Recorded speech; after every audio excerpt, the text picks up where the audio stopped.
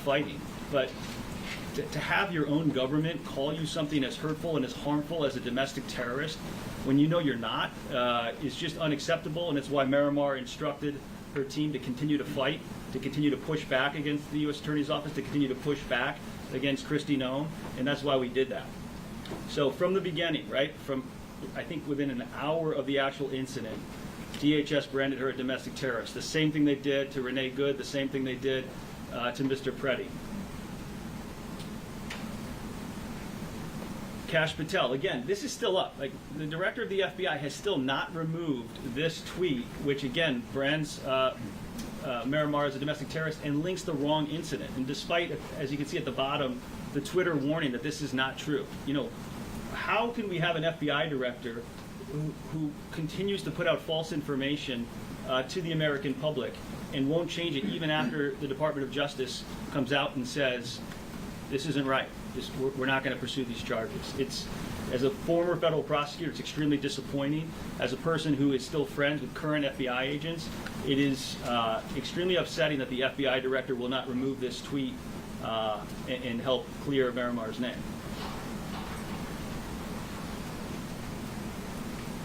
The truth is, as you guys know, she's a U.S. citizen. She was born and raised here in Chicago. She has no criminal history, never even a parking ticket before this happened. And she's a Montessori school teacher who spends her days teaching kids of this district life skills. And on the day in question, she was on her way to donate clothes on a Saturday morning to her local church. I mean, you can't make this stuff up. Again, I think ICE was hoping that they would get some radical individual so that they could, you know, support some of their false claims, but they picked the wrong victim in this case to mess with. Here she is at work. Again, she spends every day at a Montessori school teacher, not wherever people who are actual domestic terrorists spend their days. She teaches the children. At her initial appearance, we had over a dozen Montessori school parents who showed up to federal court in support of her. I was able to give the court over 50 letters from parents who turned them over to me within maybe 10 hours, saying how empathetic she is, how loving she is, how much a part of the community she is. Again, the exact opposite of a domestic terrorist. Here's a photo that we can now show people. It's the back of her car. That black bag was the bag of clothes that she had collected that morning that she was on her way to deliver. It's now covered with her blood, but you can see it here. Once we get the car back from the FBI, Marimar intends to finish delivering those clothes to her local church. Once we obviously make sure they're not blood-soaked, but I think they're okay inside there. But again, just a visual depiction of the shot-out window, which we'll get to, by Agent Exum, and where she was actually going that day.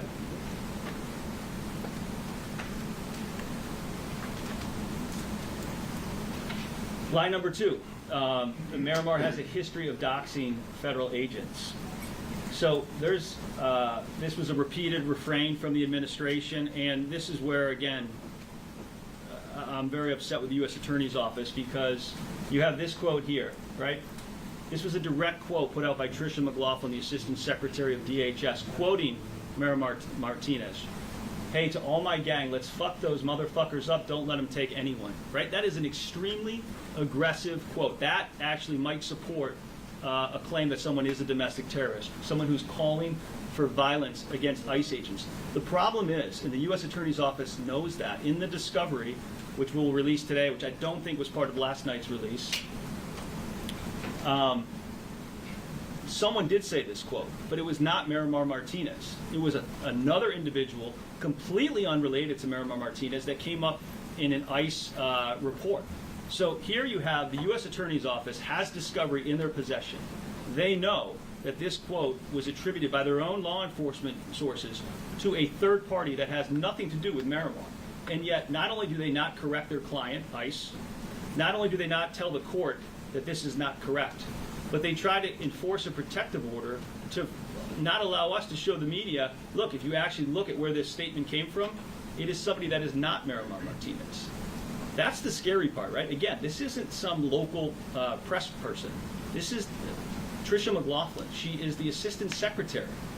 She's attributing a quote calling for violence against federal law enforcement to a Montessori school teacher when they have a report that shows they were either too careless to read it, or they just didn't care and they wanted to feed this false narrative that they continue to put out, that anyone who gets into any kind of traffic incident with ICE is a domestic terrorist.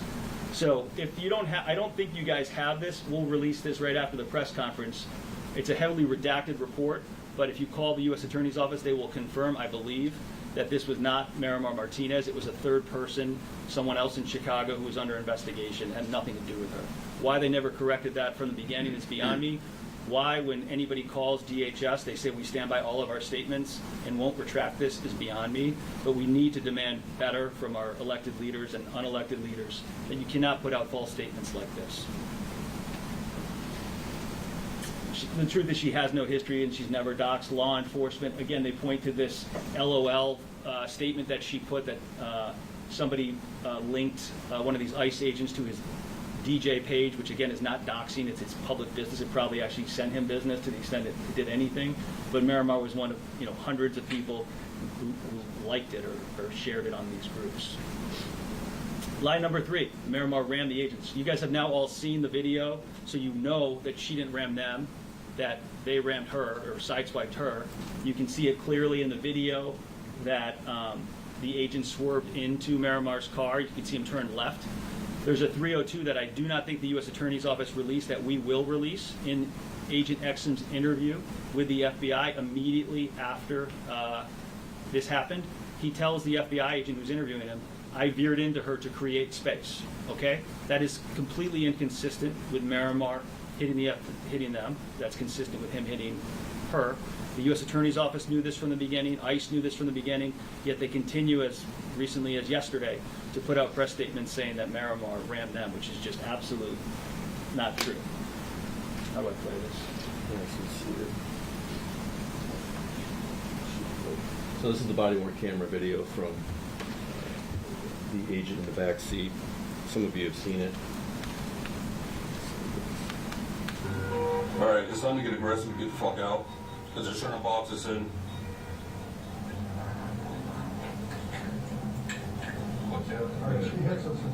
We're going to make contact. We're boxed in. We are boxed in.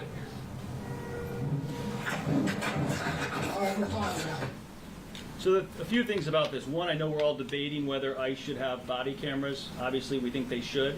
Here, Agent Exum had a body camera, as well as the other agent. Neither of them had it turned on at the time, right? Had they actually turned on the cameras that we paid for them to have, none of this, all of this could have been avoided, because you would have clearly seen that she never drove at this agent and that he shot her as she went by. But Agent Exum never bothered to turn on the camera that the government paid for him to have. So while we debate nationally whether ICE agents should have body cameras, which I think we all think they should, we need to make sure that they're instructed to hit the on switch, because Agent Exum was outfitted with one on this day and he just never turned it on, as well as the other agent in the car.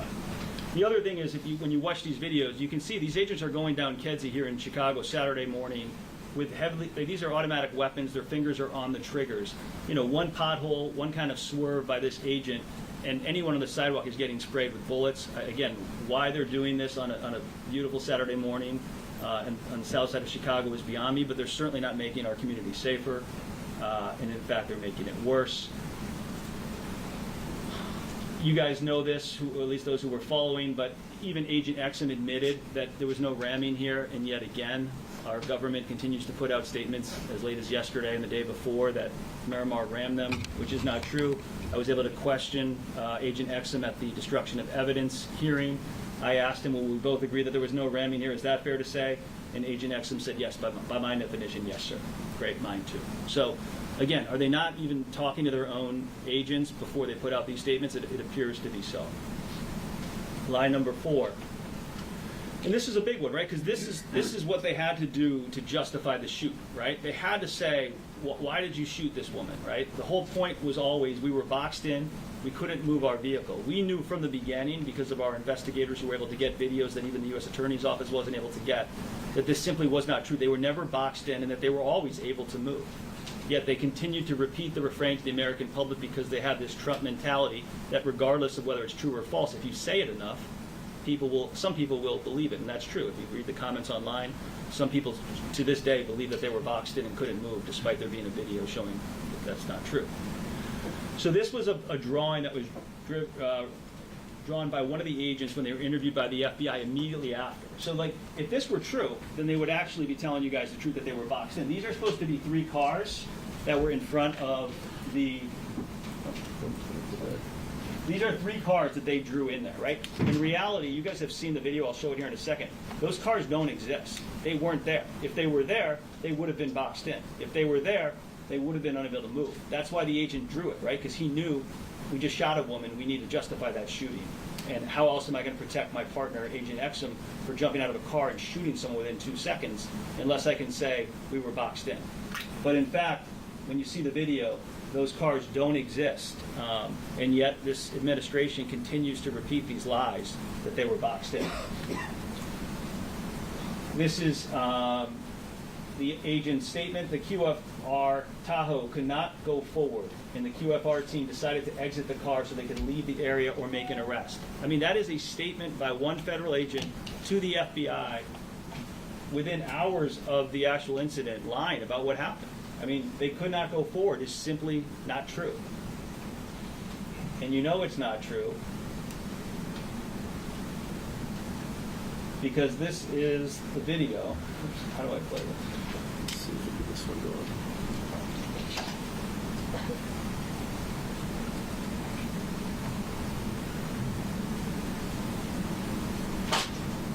We got a tech guy here. Thomas, what do you got here? Laptop. So this is from Mario's tire shop. There you go. Here to play. So watch this video, right? 1 car gone, 2 car clearly gone. I mean, they're not stopping, they're not slowing down, they're out of the picture. Here's the agent's vehicle. So if you go back to that drawing that the agent did, there's nobody in front of them. How can they claim they couldn't go forward? We just saw that those cars ahead of them went forward.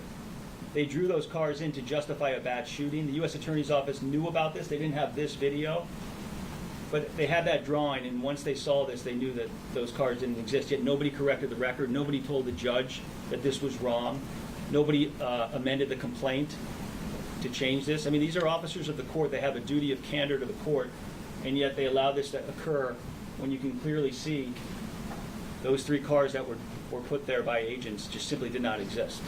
And again, that was the most frustrating part of this case. Things like this, that even the most far right-wing people, you can't argue that this is this is a gray area. This just is simply black and white. They drew a picture saying they were trapped when they weren't.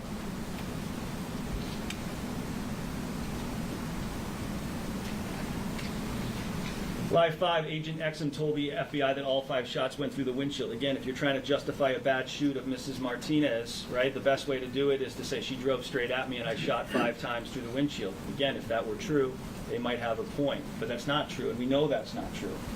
So Agent Exum texted this to friends in the media. This is the day of the shooting.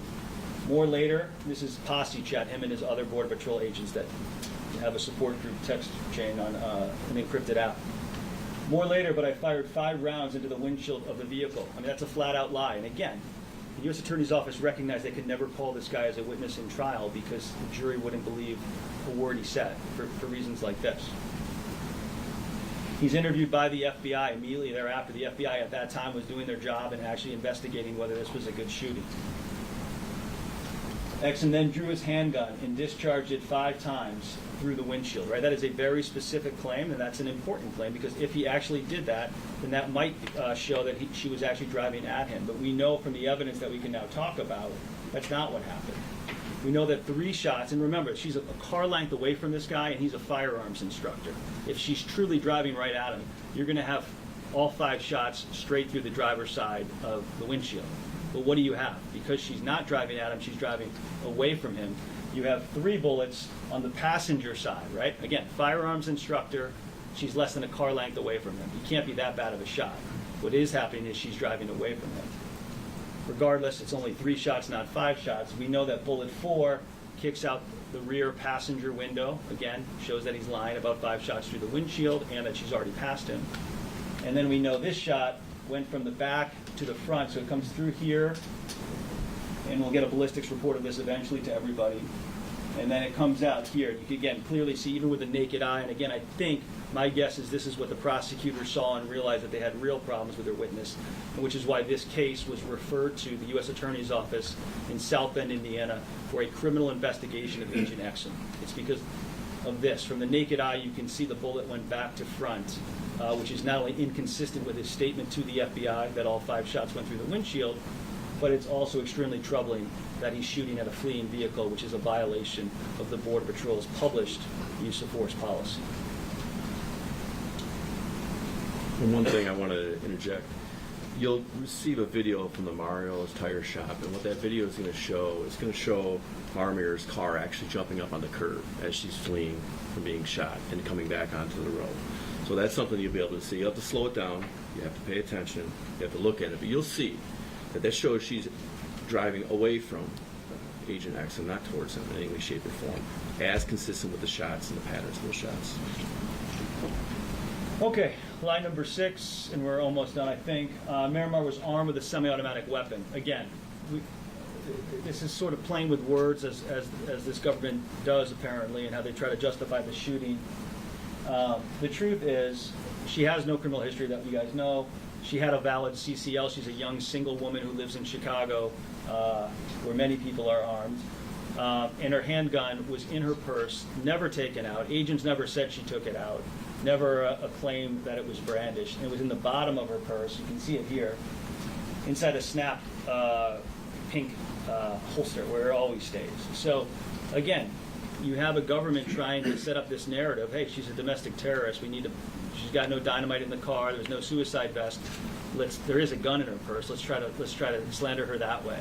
The problem is, again, you can't just make stuff up by saying she's armed, right? This is a firearm that she has a license for that's always in her purse and that was never taken out. And when law enforcement went back to her car pursuant to a search warrant, they found it exactly where it was all day that morning, where it always is, which was at the bottom of her purse. And again, when they tried to detain Marimar at the initial hearing as a danger to the community, and keep in mind, had they won that argument, Marimar would have been in federal prison for this entire time period while we fought to kind of exonerate her. The judge asked the federal prosecutor at the time, "Is this, did she brandish it?" And he said, "No, Your Honor." But again, that doesn't change the DHS narrative of let's keep putting out to Fox News and everybody else that she was an armed individual, because that really helps sell the false domestic terrorist label. Lie 7, that ICE has a respect for life policy. The government says that we're trying to embarrass Agent Exum. That's not what we're trying to do at all.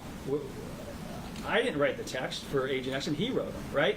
All we're doing is showing the American people that this agency that is allegedly coming to all of our towns and will continue to come to our towns going forward as long as Trump remains in office, is that they're hiring people who have this mindset. I mean, these are their private texts. Remember, Agent Exum testified that posse group, this text group that he's in, is other Border Patrol agents, and that this is the conversation these people are having. So this statement that ICE has a respect for human life and the safety of communities we serve, it will guide their employees in the performance of their duties, is absolutely false. And we've seen it's false, not only with the shooting of Marimar, but with the shooting of Miss Good, with the shooting of Mr. Preddy, and with the shooting of Severio Gonzalez here in Chicago as well. I mean, they're not living by this policy. Agents are, encouraged, celebrated, and rewarded for shooting protesters, right? I mean, you've seen that in this case by surviving in a way that Miss Good and Mr. Preddy could not, or Mr. Gonzalez could not.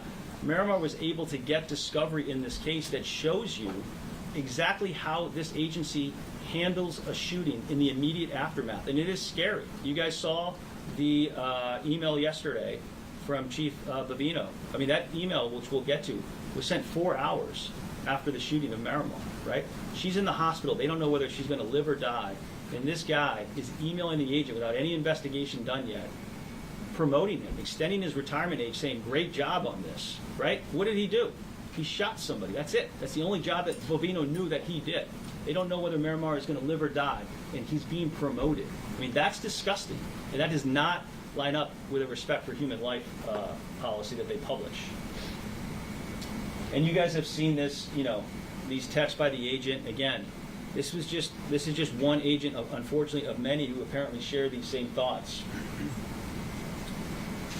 You know, people text them, is this going to come back to bite you? Oh, well, it is what it is. Shit happens. I mean, again, these are federal agents that are presumably still out there patrolling the streets. Damn it, good shooting. LOL, gracias. Again, the use of the Spanish gracias is interesting here. FAFO means fuck around and find out. Making fun of Chicago, calling it Chirac. I mean, you know, the people who are making it Chirac are a bunch of federal agents, you know, patrolling around Kedzie that they can't pronounce with automatic weapons. That's what makes it Chirac. And then this, let me go back one. This was troubling again because this is what he's getting from his other Border Patrol friends. Good job, brother. Glad you're unharmed. You are a legend among agents, and you better fucking know that. Fear's on me. I mean, he's a legend among other Border Patrol agents for shooting a Montessori school teacher. I mean, that, again, is those other agents are the people that are on the ground in Minneapolis. They're the people that are on the ground in Ohio right now. They're the agents that are going to go to the next city. They're the agents that are going to come back here in March to Chicago. And this is how they think of it. They look at their fellow agent who did nothing but shoot a protester as a legend inside their agency. That is not consistent with a respect for human life policy that they can put out in their training manual.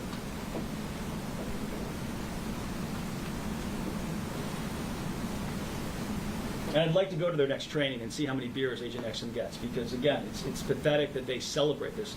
I've worked with federal agents my entire career, and I've never seen any of them celebrate having to shoot somebody. The last thing they want to do when they go to work every day is take their gun out. I don't know what is going on at Border Patrol or DHS, but this is unacceptable, and we should not allow this.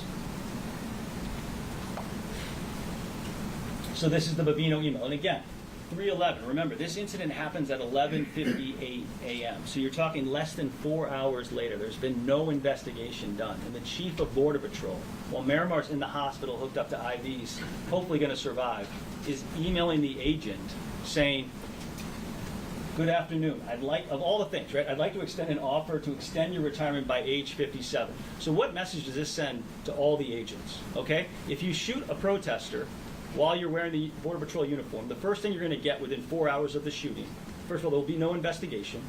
Second, there'll be no administrative review. Remember, we were told recently after the Minneapolis shootings that these people would be put on some kind of desk duty while there's a review period. Certainly didn't happen here. What the message that's being sent is you're going to get an email from the highest member of the agency rewarding you, extending your retirement age, in light of his excellent service in Chicago. What did Greg Bavino know about Agent Exum's service in Chicago at that point, right? Of all times, 4 hours after he shoots a woman, that's the excellent service. That's what they're encouraging. So, you know, people want to know why no one did CPR to Miss Good when she was dying in the streets of Minneapolis. It's because the agents were probably checking their phone to see what their reward was going to be for killing her, right? That's what it was probably going on, because this is what the culture is at Border Patrol. You're getting emails from the highest levels within hours of a shooting rewarding you. You have much good work left to do, right? What does that mean? We want you to keep going. You've proven yourself. You've proven yourself that you're a shooter, that you're willing to shoot a U.S. citizen, a protester. Good luck, you know, looking forward to you accomplishing the most in illustrative endeavor, right? I mean, it's unbelievable. When Marimar saw this, when I saw this, and I think this is what post-Minneapolis kind of spurred Marimar to say, we got to get this stuff out there so that people can see this government is not handling this stuff the right way. They're encouraging this kind of behavior. They're rewarding this kind of behavior. They're coddling these agents and they're celebrating them for doing nothing more than shooting peaceful protesters. It's people who are beeping their car horn, right? That's the worst thing they can say about Marimar, said she was beeping her car horn. And then this, again, is filtered through Chief Bavino, so take it for what it's worth, but he at least informed Agent Exum, again, in the immediate aftermath of this shooting, you know, when Agent Exum is asked by his posse chat, other Border Patrol agents, and again, this is the message that's being sent out to other agents who are out in the field every day with guns. Hey, are they supportive of you now that this happened? Big time. Everybody has been, including Chief Bavino, Chief Banks, Secretary Noem, and El Jefe himself. Again, our read on El Jefe is it's President Trump, just given the order of names here, but that's all according to Bavino. So not only is this the message that's being filtered from Greg Bavino to an agent who just shot somebody, But now it's going out to posse chat and other Border Patrol agents all across the country. And this is what they're seeing. And remember, this is a couple weeks before Minneapolis. So to us, we knew that Minneapolis was going to happen. We knew that it's going to happen again and again and again until somebody says, enough is enough. We aren't going to allow this to happen. We're at least going to put people on desk duty. We're at least going to do an investigation. We're not going to extend retirement ages and say, go out to the next city, you're doing great, you're doing God's work. Okay? That's unacceptable.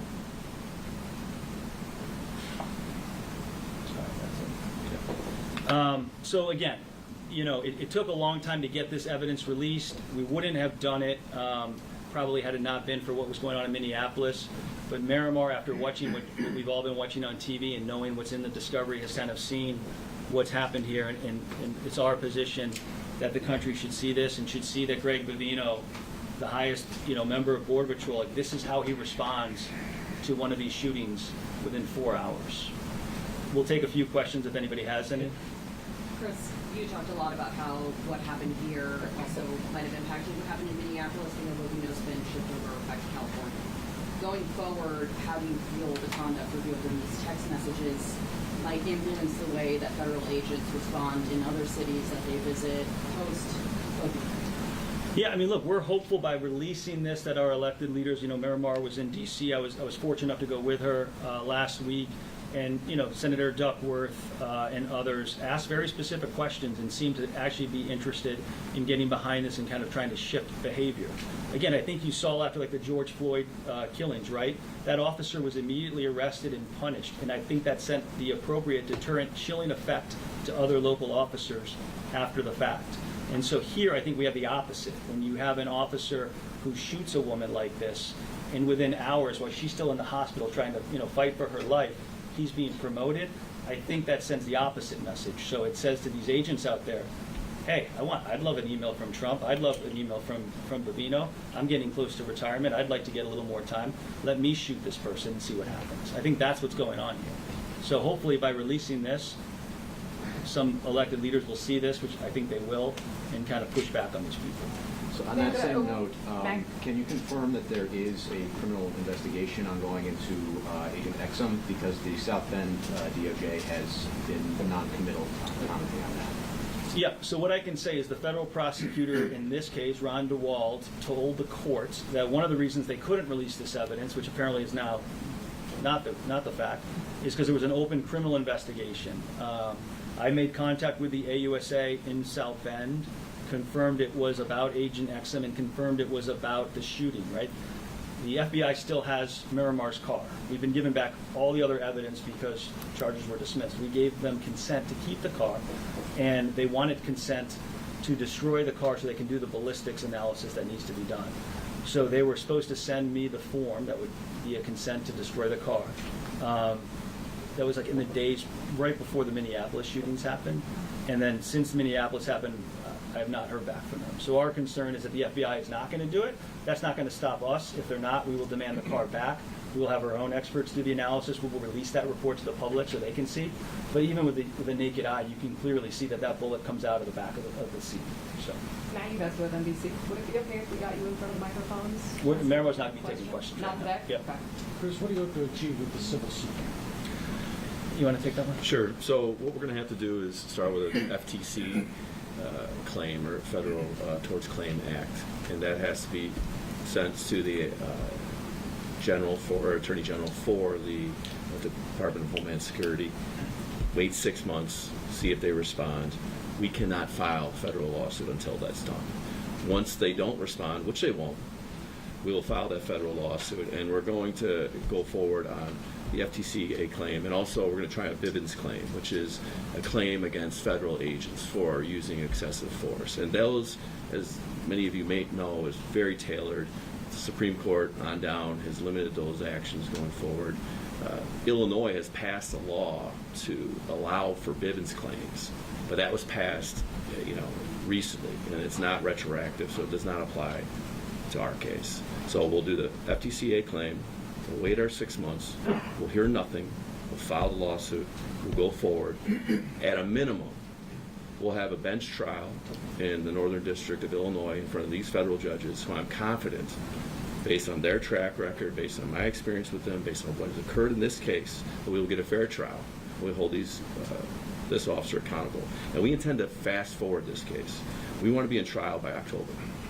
Is it frustrating that the federal officers are held to a different standard than if this were just a local county? Yeah, he was a former ASA. I was a former Cook County State's Attorney. I ran a torts and civil rights division. I spent 7 years defending the Cook County Sheriff's Police. I've stand shoulder to shoulder with officers longer than I've been a plaintiff's attorney. I know what use of force is. I know what deadly force is. I know what's appropriate. And so I know how they can be held accountable because I've sued them, I've defended them, right? And now you have not just tort immunity, not just qualified immunity, but additional immunities and additional avenues to block claims against these federal agents, which has got to change. And so Illinois has done that, other states have done that. Hopefully the federal government will do that. But again, we have an avenue forward. We will take that avenue forward. And I'll take my chances with the federal district court judges in Chicago any day of the week. Chris, So the you talked about FTCA claim would be against DHS specifically, any other agencies? The officer, yeah. The officer himself? Yeah, Okay. it'll be focused on the officer, it'll be focused on his actions. There'll be some other facts that will come into play, of course, their policies, their training, his complete disregard of that, but it'll be against the officer himself. Okay, so my understanding was FTCA claims are against the agencies. Maybe I'm wrong about that. It's different, yeah. Okay. Chris, I know Miramar won't speak about this, but I'm talking about the State of the Union here. Looking forward to that. What are we hoping to accomplish there when you arrive there? Look, one, it's an honor for her, right? As we were speaking earlier today, I mean, very few people get to go to the State of the Union, and I think it's appropriate for Marimar. She actually got multiple invitations while in D.C. She accepted Congressman Garcia's early invitation, and he has been a supporter of hers from the beginning, so she's excited to go with him. But, I think, look, prior to this, as Marimar said in her statement in D.C., she supported law enforcement, like I think most of us do. I think it's important for her to sort of go to D.C., which is the heart of the people who are putting out these attacks against her, and show that she is a fighter, right? That they haven't killed her, one, and that they haven't prevented her from standing up for herself. I mean, most people, again, who have their indictment dismissed are like, I'm done. I'm out of here. But don't poke the bear. I mean, Marimar, to her credit, has said, this isn't about me. It's about the Good family. It's about the Preddy family. It's about other people that they can see what Chief Bavino was saying in the immediate aftermath, so they can put pressure on elected leaders to either cut funding to ICE or do other things to make sure that these agents who are on these text chains about "yours on me, you're a fucking legend," right? That they're not the people that are being sent out in the streets. And if she doesn't do it, I don't know who is. So not many people have survived these shootings. I mean, a lot about, obviously, for getting this released for you was clearing that label of domestic terrorist. But to your point of people see and hear what they want to see these days, Yeah. do you believe that you at least get to do that in part with this release? I mean, look, again, I think the clearest examples are the 5 shots through the windshield. Like, I don't care who you are, what network you watch. That's just, you can look at the photos we've released and see that's not true. And I think we were boxed in and we couldn't move, so we had to get out and shoot. You can see from that video that's just simply not true. So, so much of the world right now is divided on, should Miramar have been following them? Should she have been beeping her horn? That's besides the point. At the end of the day, you have federal agents who are lying about what actually happened, right? If the truth, you don't need to lie if the truth is okay, right? They had to draw in those 3 cars because they know what they did to her was so unacceptable that even the most right-wing news observer would say, geez, they really overreacted. They probably shouldn't have shot her. And then people should see that email from Bavino being like, do I really want my leaders of Border Patrol to be rewarding officers before any investigation is done? Again, do the investigation. If you want to come out and say, this was a good shoot, that's fine. But do not promote agents while the woman they just shot is still in the hospital fighting for her life without any actual objective investigation. That's what this is about. For people who they've heard phrases like absolute immunity applied in Minneapolis, and regardless of how they feel about like the crackdown politically, pragmatically, what do you hope to accomplish with your case, with your whether it's tied to the officer, the agencies, and what do you think maybe is realistic under this administration that will actually happen? That comment of absolute immunity was from J.D. Vance, which is totally incorrect. He walked it back as much as somebody in this administration possibly could, in that he just avoided the question. But no, we can go forward. We can hold him accountable. We do have avenues. It's not the easiest. It's not geared towards justice. But with these case, in this case, these facts, this client, we'll hold him accountable. What does that look like, though? I mean, It looks, yeah, it looks like the FTCA claim and the lawsuit that goes with it, and then it looks like a kind of a parallel civil rights claim under the Bivens exception, and it'll be in federal court in Chicago, and we're going to actually make it a little bit more expansive, and that we're going to try and make some good law too in this case, to have some of these issues taken up on the Seventh Circuit and beyond, to try and establish a precedent so these cases are easier to be brought and go forward. But we do have a path forward. So just to be clear with this, since we have to wait at least 6 months for the federal lawsuit, Yes. does that mean that the earliest that you would be filing that would be maybe late summer? So we are going to mail and email the FTCA complaint today. We'll provide that to you. It's a one-sheet form. There's a narrative that goes along with it as an attachment. That narrative is in our client's voice about what she observed, but it is not like your typical 30-page complaint that you would see that would be electronically filed with Cook County or federal court. So yes, we'll release that after we send it to the Attorney General for the Department of Homeland Security, and then we're going to wait our 6 months and we're going to file a lawsuit. Is And there then- any danger that an executive order could cut your paths off? If the president decides to grant this kind of immunity, is that something that could eliminate this process? I haven't heard like him actually, deciding to or proposing an absolute renewable as well. Yeah, listen, anything is possible, right? I didn't mean to plant a seed. No, yeah, exactly. I don't put a thought in his mind, but I don't think that would be possible. Can you be more specific about the kind of precedent that you're hoping to set with this? Well, so, there's Bivens decisions going back 30 years, and they're narrower and narrower as the cases have gone forward, and it cuts off different individuals, pathway to court. In this case, it's the Fourth Amendment. It's clear use of excessive force. We believe that despite Bivens being very narrow, we still have a path forward under that claim, because this is unjustified deadly force in every way, shape, or form. But we also will go forward with the FTCA claim in kind of parallel. Can you describe how this has impacted Marimar's life and what you will be seeking in this suit 6 months from now? So Marimar has gone through everything that Chris walked her through. She's shot 7 times. She almost bled out to death. She was waiting for medical care as she was interrogated by DHS agents. Emotionally, she's suffered throughout. She's still suffering pain, limited use of her hand, her legs. And this release of the evidence that just came out on Friday, this is the first time she's seen a lot of it over the weekend. And this was just re-traumatization of her going through this. And it's not so much reliving what happened, it's the fact that she sees federal agents, government officials, all the way up to the highest levels, willing to lie about what happened to her as a U.S. citizen and justify the attempt murder by one of their agents. So the trauma that she suffers is physical and emotional. As far as seeking damages, we can only, as Chris said, there should be an investigation. This agent should be off the streets. I believe he should be criminally prosecuted. We have none of those powers. We can hold them accountable monetarily, and we'll be asking for damages in the tens of millions of dollars when we do get our day in court. On that note, you mentioned the U.S. Attorney's Office in South Bend doing an investigation. It sounds like it's been weeks, though, since you've heard from them.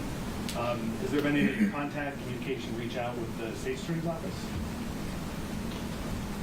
To date, there has not been officially. We will get there if necessary. My hope is that the FBI is still the FBI that I used to work with, and that they'll eventually respond. They have not approached us to give us the car back, so I'm still hopeful that somebody there is going to do the investigation that we've been told is going to happen with the Minnesota shootings.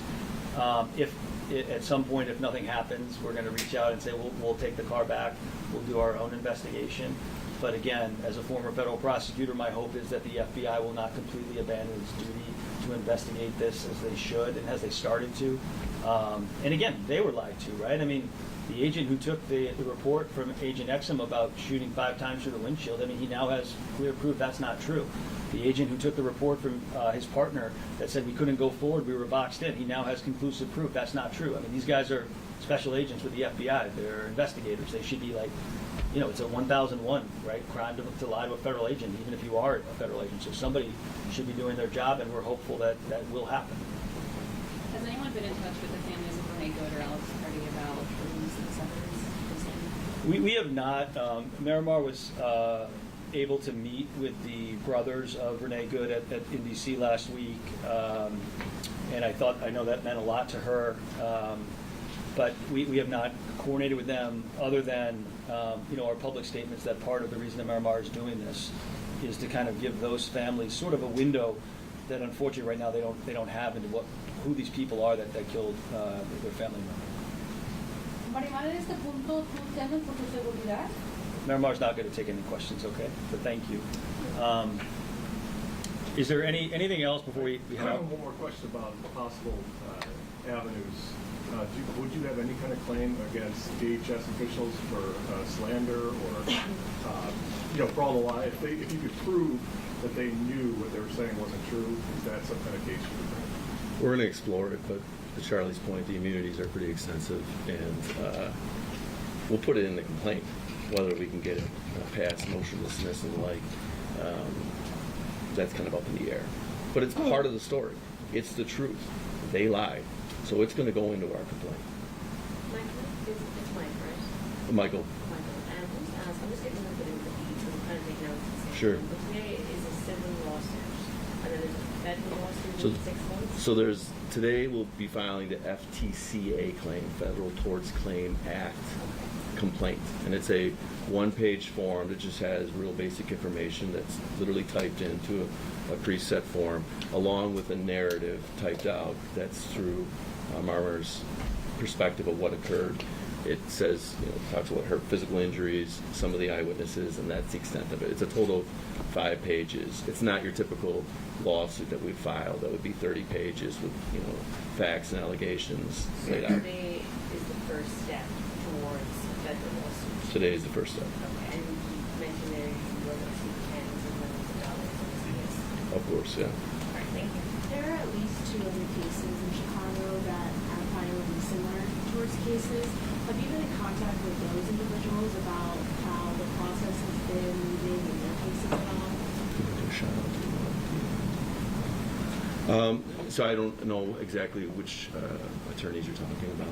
One of them would be for Alderwoman Jessie Brunton. She filed a torts claim a couple months ago alleging use of force from a federal agent who arrested her inside a hotel for trying to a hospital. Sure. And then another one is a protester who remembering correctly. So, this is just another example of other individuals trying to pursue the same avenue that you are. The answer is no, we haven't talked to them. They want to call, coordinate and actually help each other out. We're all for that, but we have not talked to them. Chris and Michael, could you again state your first and last names and spell them Sure. for us? Chris Parenti, CHRISPARENTE. Michael Gallagher, Gallagher. I usually speak more, but I'm not today. DAMONCHERONIS. And again, we do want to thank the press. I mean, the reason that this matters, right? The trial is typically where we put this stuff out there so that people can see it. Obviously, by dismissing the case, which we're thankful for, we didn't get a chance to do that. But I mean, to the points about what are we trying to do here, by putting this out into the public sphere, which is what you guys are doing for us, it lets those people who are watching this stuff on TV and who end up going to the ballot box in November see, okay, is this what I want my government to be doing? Yes or no? And so thank you guys for being here and for putting this information out there. And I think people hopefully can look at it, make up their own minds, and to the extent that they don't want a government who's willing to do this to a Montessori school teacher, maybe they will impact the way that they vote in November. So thank you guys. Can I just say something about her question? Yo no le tengo miedo a nadie. Al único que le tengo miedo es a Dios. Es todo. Thank you, folks. Thank you. Thanks. As far as logistics too, I know you guys. I read for a legal. This has been breaking news from CBS News Chicago. Black History Month turns 100 this year, and the roots trace right back here to the former YMCA at 37th and Wabash in Bronzeville. Black families fleeing the Jim Crow South needed somewhere to stay temporarily, so this Y was built for them. It became a hub for black organizing. In fact, in 1915, Carter G. Woodson founded the organization that launched Negro History Week here, what we now know as Black History Month. Black History Month at 100 on CBSChicago.com/Black History.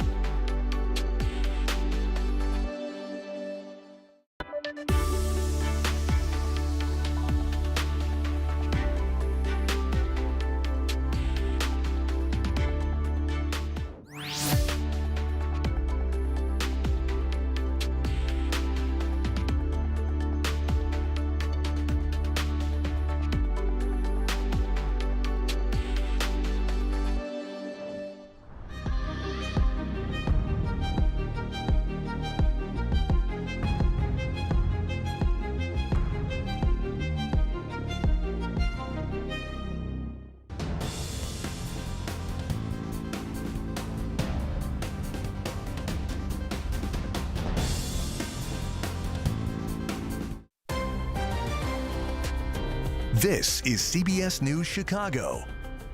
A train has fallen off the tracks in Chicago Ridge, snarling traffic and canceling Metro service on that line. Then a man is shot and killed during a carjacking in Chicago's North Halsted neighborhood. We're learning that this could be connected to another murder investigation. The new video could contradict the federal account of the shooting of Marimar Martinez in Chicago. Now her attorneys plan to file a civil lawsuit. Thank you for being with us. I'm Marie Saavedra. We start with breaking news out of the southwest suburbs. That is where a freight train derailed early this morning, and hours later that cleanup is far from over. Our Jackie Kostek's been at that scene for much of the morning. She's in Chicago Ridge with what we know right now. Jackie? Due to a freight train. Marie, investigators are working working to determine the cause of the derailment, but a couple of pieces of good news here. Chicago Ridge police say that no one was injured in this derailment and that no hazardous materials were involved in this incident. So let's take you over the scene from Skywatch right now. Unfortunately, this derailment has caused some massive disruptions for Metro passengers all morning long and likely for at least the rest of today. Inbound and outbound trains on the Southwest line have been halted until further notice. Several roads also remain closed this morning. We'll get to those closures in just a moment. But first, let's get you to some video from when this happened earlier this morning between 5 and 6 o'clock. Chicago Ridge police say the derailment happened between Ridgeland Avenue and Central Avenue.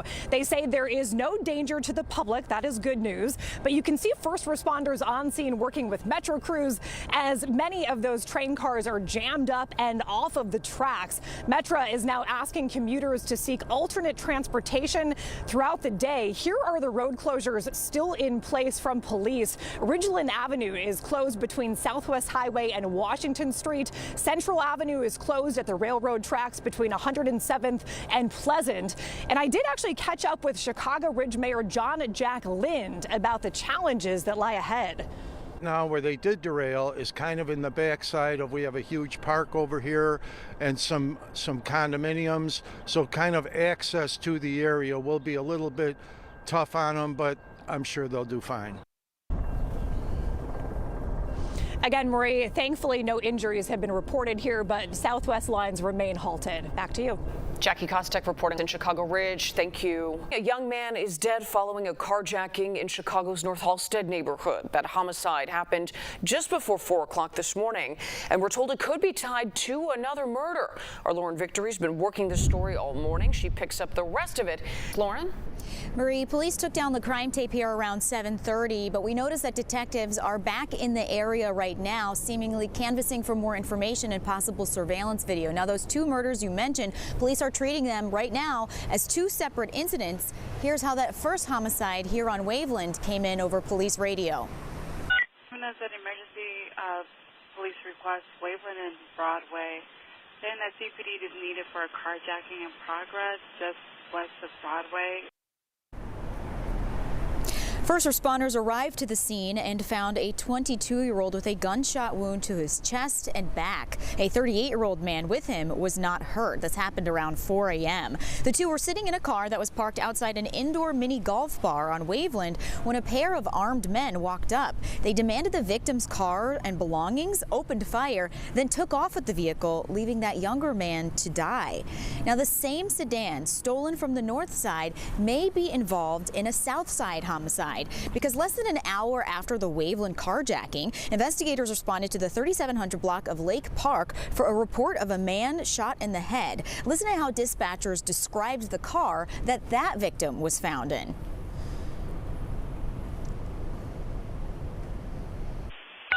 For that vehicle, that was that carjacked vehicle out of 19th District. Police radio also called out the same license plate in both incidents. But again, at this point, CPD is not publicly connecting the two murders. Investigators were still working the Lake Park location as of an hour ago. The possibly carjacked sedan appears to be cleared from the area. It does look like an SUV was damaged there. Back out here live in North Halsted, I wanted to share that nobody is in custody in either of these homicides. We also are still waiting for the identifications of both victims. That's the very latest. I'm Lauren Victory, CBS News Chicago. Lauren, thank you. Marimar Martinez and her attorneys announced the filing of a civil lawsuit. She is the Chicago woman who was shot 5 times by a Border Patrol agent last fall. RSL resigns following these developments, including the release of video and text messages from that incident.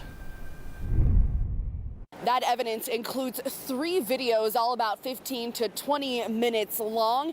Shots from body camera video show the moments Border Patrol agent Charles Exum, who is behind the wheel here, pulls out a gun, leaves his car, and fires 5 shots at Marimar Martinez as she drives alongside them. Watch closely. Eventually, one angle shows the agent pulling his wheels to the left into Martinez's car. That shot contradicts statements that agent made to the FBI immediately after the shooting, saying that she ran into to them. Martinez's attorney saying she began following the agents in her own car for about 15 minutes in Brighton Park. She was honking her horn to alert the community about the presence of ICE agents when her attorney says the agents deliberately swerved his SUV into her car. While the body camera doesn't show that perspective of the shooting from the agent's perspective, it did catch him recounting his experience. Take a listen to that.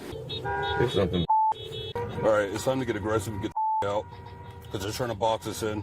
We did not get shot at. We did the shooting.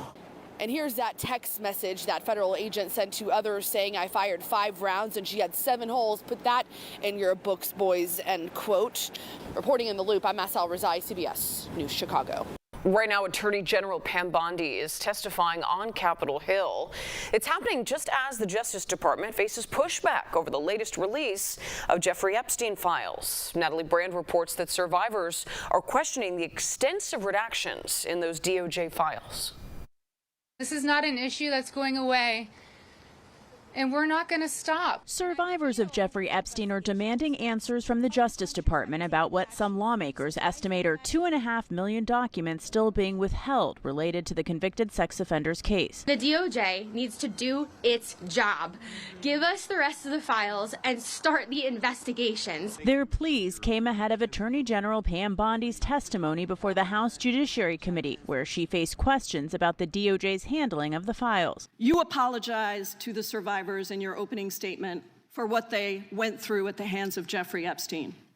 Will you turn to them now and apologize for what your Department of Justice has put them through? I'm not going to get in the gutter for her theatrics. Survivors, in a new letter to Attorney General Bondi, say the files remain incomplete in a way that is both, quote, staggering and indefensible.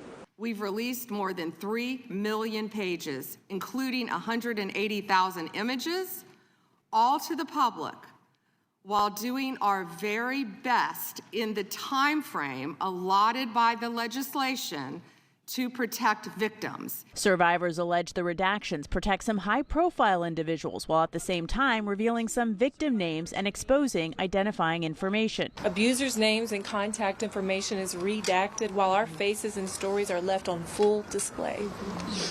This is not protection.